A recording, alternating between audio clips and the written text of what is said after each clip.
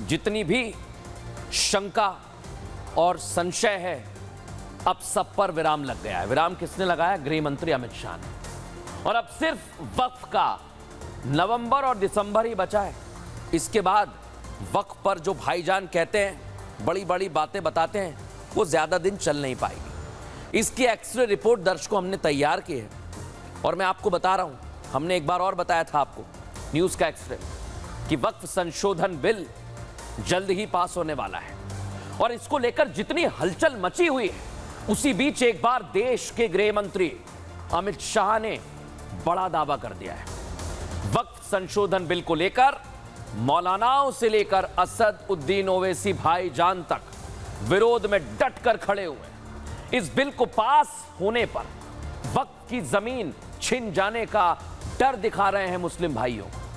लेकिन मोदी सरकार वक्फ की शक्तियों पर लगाम लगाने के लिए पूरी तरह तैयार है दर्शकों, जिसका सबूत एक बार फिर से गृह मंत्री अमित शाह ने कहां पर दिया? हरियाणा में। और साफ कर दिया कि आने वाले शीतकालीन सत्र में, विंटर सेशन में, इस बिल को पास करा लिया जाएगा दर्शकों। बड़ी बात यही है कि ये नवंबर दिसंबर तक ही सीमित है। सुनिए जरा क्या कहना है गृह मंत्री अमित शाह। वक्फ बोर्ड का जो कानून है, ये वक्फ बोर्ड के कानून से बहुत परेशानी है ना। एक कानून को एक शीत सत्र में हम सुधार कर सीधा करने का काम कर देंगे। सुन लिया दर्शकों आपने। लेकिन अब मैं आपको बता रहा हूं कि भाईजानों की धड़कनें बढ़ने लगी हैं इस बयान के बाद। क्या हो रहा है खेमे में, देखिए इस रिपोर्ट को।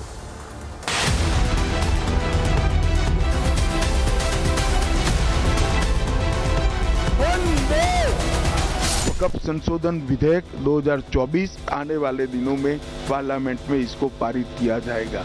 एक कानून को एक शीत सत्र में हम सुधार कर सीधा करने का काम कर देंगे। पिछले 12 दिन के अंदर गृह मंत्री अमित शाह ने 2 बड़े बयान दिए।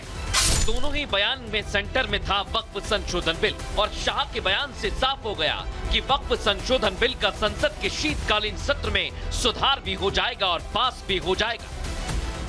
वक्फ बोर्ड का जो कानून है, ये वक्फ बोर्ड के कानून से बहुत परेशानी है ना। एक कानून को एक शीत सत्र में हम सुधार कर सीधा करने का काम कर देंगे। शाह के बयानों से साफ है कि बिल पास हो जाएगा। लेकिन कुछ वक्फ बोर्ड के हिमायतियों को डर सताने लगा कि वक्फ की संपत्ति को सरकार हड़प लेगी।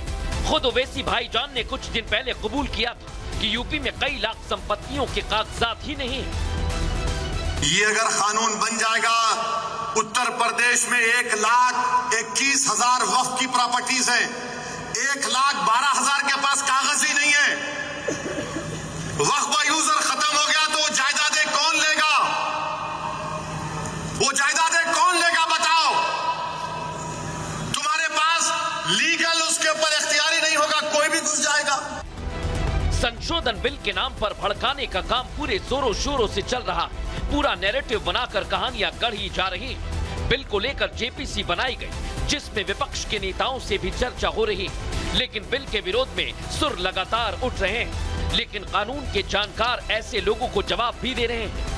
वे सारे लोग जो वक्फ के जरिए गलत तरीके से पैसा या जमीन पा गए हैं, उनमें आक्रोश है, घबराहट है कि अगर ये खुल गया तो क्या होगा।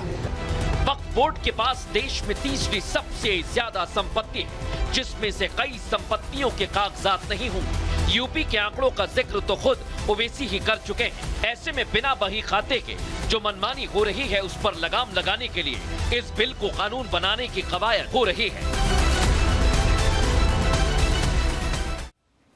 सुन लिया दर्शकों आप। लेकिन अब मैं आपको यह बताने वाला हूं कि अमित शाह ने, गृह मंत्री अमित शाह ने किसे सीधा करने का जिक्र किया है। क्या है वो चीज जिनको सीधा करना है? अभी क्या है दर्शकों, वक्फ बोर्ड में केंद्र और राज्यों का दखल नहीं है, लेकिन सीधा हो जाएगा। संशोधन के बाद संपत्ति जिला मजिस्ट्रेट के दफ्तर में रजिस्टर्ड करानी होगी, मनमानी नहीं चलेगी। इधर संपत्ति से होने वाली आय की जांच अभी नहीं होती है, लेकिन संपत्ति से होने वाली आमदनी की जांच का प्रावधान हो जाएगा, सीधा हो जाएगा सब। अभी क्या हो रहा है दर्शकों, ये भी जान लीजिए, जांच तो अभी नहीं हो रही है और यही बड़ी बात है। मूव कीजिए इसे। किसी भी संपत्ति पर वक्फ का कब्जा ये हो रहा है, लेकिन सिर्फ मुसलमान ही वक्फ संपत्ति बना सकेंगे, ये हो जाएगा। अभी इधर क्या चल रहा है, वक्फ बोर्ड में एक भी महिला नहीं है, महिलाओं की एंट्री नहीं है। इधर वक्फ में कम से कम 2 मुस्लिम महिला सदस्य होंगे। अब आप सोचिए अच्छा कदम है कि बेकार। अभी एक और बड़ी बात बता रहा हूं आप, वक्फ को लेकर जितने भी भाईजान हैं, वो जितनी भी मनमानी कर रहे हैं, उन्हें गृह मंत्री अमित शाह ने सीधा करने की बात कह दी है। और सोचिए कि अब सिर्फ नवंबर दिसंबर का वक्त बाकी है, इसके बाद सब कुछ तय है, प्लान सेट हो गया है। बहरहाल खबरों में आगे बढ़े और आज की एक और बड़ी खबर आपको बताता हूं। और आज हमारे पुलिसकर्मी जो आपकी और हमारी सुरक्षा में रहते हैं दिन रात, आज राजधानी दिल्ली में उनके साथ ऐसी घटना घटी जिसे बताना बहुत जरूरी है। और आप समझ जाएंगे कि दिल्ली में अपराधियों के हौसले बुलंद हो रहे हैं दर्शकों। शराब माफिया इतने एक्टिव हो गए हैं कि वो पुलिस को भी नहीं छोड़ रहे, सोच लीजिए। और बड़ी बात तो यह कि दिल्ली में शराब माफियाओं का खेल चल रहा है और इस खेल की आज एक्सरे रिपोर्ट हमने तैयार की। जो शराब माफिया हैं उनका खेल अब खुल चुका है दर्शकों। खुलेआम शराब माफिया राजधानी की सड़कों पर घूम रहे हैं और अगर उन्हें कोई रोके, पुलिसकर्मी रोके, तो उसकी जान लेने से भी इन्हें गुरेज नहीं है। दिल्ली के नांगलोई में एक पुलिस कांस्टेबल को अपनी ड्यूटी ईमानदारी से करना भारी पड़ गया। सीसीटीवी फुटेज देख लीजिए दर्शकों। सीसीटीवी फुटेज में बीट कांस्टेबल पर हुए अत्याचार का सबूत है। इस वीडियो में साफ दिख रहा है कि शराब माफियाओं की गाड़ी ने कैसे बाइक सवार बीट कांस्टेबल को पहले टक्कर मारी। जबरदस्त टक्कर के कारण कांस्टेबल 10 मीटर तक बाइक के साथ घसीटता हुआ चला गया। लेकिन किसी ने भी इस घटना के बाद, देखिए जरा, टक्कर इतनी जोरदार थी कि उसकी जान चली गई। एक पुलिस वाला और गाड़ी, आप रफ्तार देखिए, रुकने का नाम नहीं लिया दर्शकों। लेकिन आप सोचिए दर्शकों कि राजधानी दिल्ली में अगर ऐसा होगा तो ये शराब माफिया सड़क पर खुलेआम घूम रहे हैं, इन पर कार्रवाई कब होगी ये पूछा जाएगा। पहले हमारे सहयोगी लोमस की रिपोर्ट दिखाता हूं।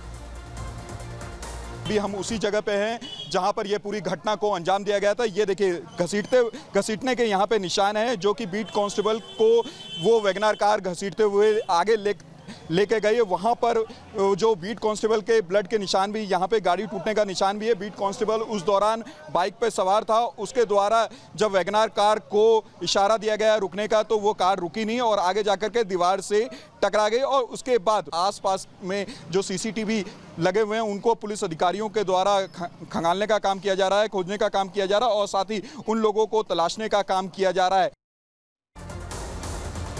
सोच लिया दर्शकों आपने?